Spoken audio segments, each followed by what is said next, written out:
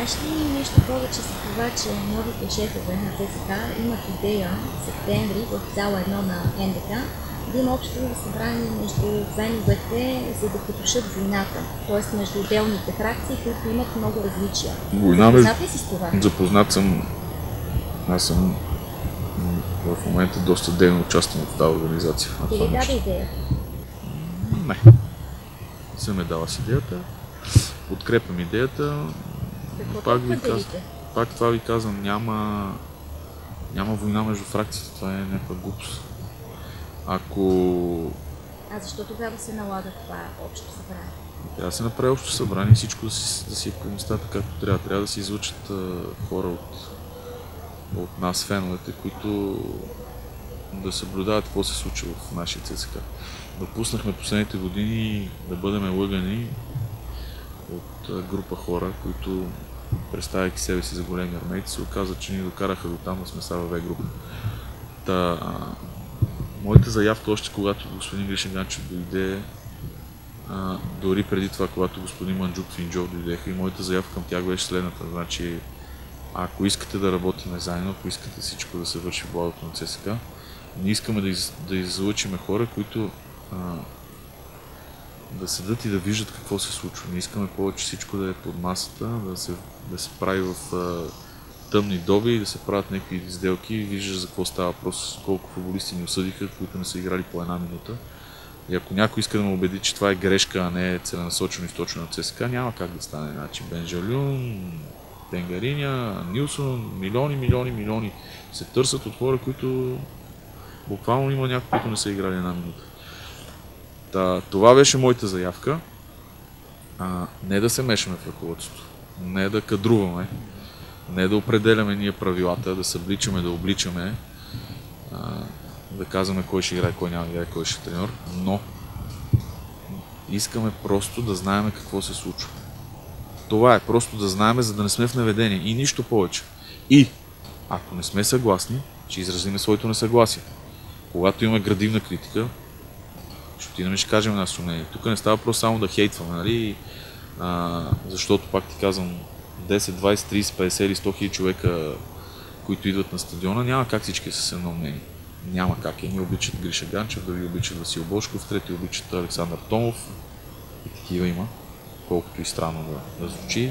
Четвърти боготворят Стойчо Младенов.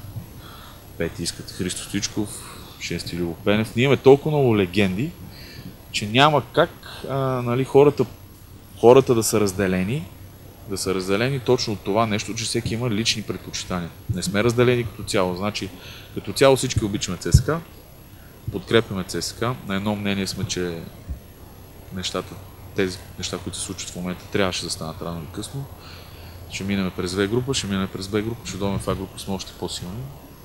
Самия факт, че вчера и онен ден на 5-те мача от тази група има по-малко публика, отколкото на един мач на ЦСКА. Мисля, че е показателен. Не толкова показателен само за силата на гидката на ЦСКА, която мисля, че няма кой да спори. Показателен и ръководството на БФС и ръководството, босовете на футболните клубове в А-група, докъде докараха последните 10 години футбол в България. На 23 юли, ако не се лъжа, поправиме, беше последния евроматч в български отбор тази година, 23 юли. Те хората още в Западна Европа не са върнали от море. Ние свършихме срещу Милсами, Шкендербрю, Шкендербер и разни олигофренски отбори, които, ЦСКА е губил от слаби отбори. За 60 години евроистория, нормално, имаш 3-4 издънки, съвсем нормално. Но тази свинщина, където се върши в момента и продължава да се върши от едни лица в БФС, които имат наглостта на съослушание преди една седмица въпросния БМ да каже аз съм несменяем вече, защото някой го бил подкрепил. Данема същия някой му се обади след 2-3 дена и му каза ако не сложиш пръст на ЦСКА отзад, ще ти вкарам прокурори. И този същия човек БМ се усра и се скри като мишка. Шок. Значи аз бях налъган от него в присъствието на Наско Сираков.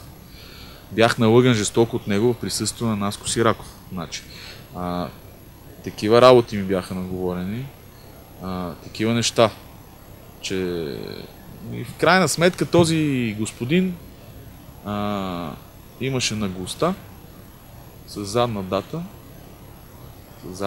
казвам, да вкара един номер, който беше за лиценза.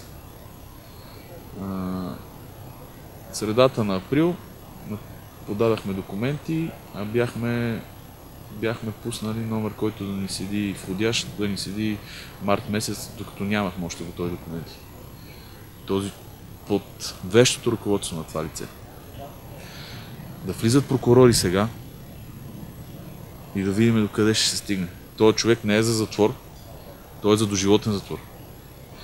И да видим тогава кои са престъпниците. Защото пак ти казвам, ако гледаме по наказателния кодекс, който има 400 и кусур члена, няма българин, ама то, защото сме принудени да го правим. От точните такива мерзавци, защото той е един мерзавец и лъжец. Този човек в присъствието на шефа на лицензионната комисия, в присъствието на Наско Сираков, в продължение на 2 часа ме лъга. Темата е лиценза на ЦСКА в този момент. Значи той пое пълна отговорност, че лиценз ЦСКА ще има. Незаконно, защото законови срок беше 31 марта. Той търси един месец с мене връзка. Той през лица, които ако се наложи ще ги викна и да потвърдят дали сме говорили или не, веднага може да се направи справка на телефона ми, да се види дали сме говорили или не сме говорили. Ще се види, че такива разговори са проведени. Той искаше среща с мене, за да ме излъже. Най-нагло гледаш в очите и ме лъжеше. Господин Наско Сираков е жив и здрав. Мисля, че е доказал, че въпреки, че от вечния враг има някаква чест и доблест, макар че на моменти той си е показал рогата, но както и да е. Питайте го, той ще ви каже. Питайте го просто. Аджеба, имаше ли разговор между Борислав М и Росен Ж или Росен П, на който вие сте присъствали? Имаше ли такъв разговор? И това, което казва Росен, в него има ли доза истина?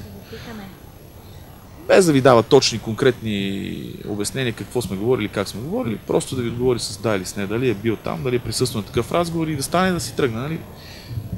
Аз мисля, че той е достатъчно честен човек и нищо не му пречи, не доказва, че не го е страх от никой от нищо и той доста проблеми си имаше там в тяхното ръководство, което беше. Мисля, че ги е решал и добре си управляваше клуба.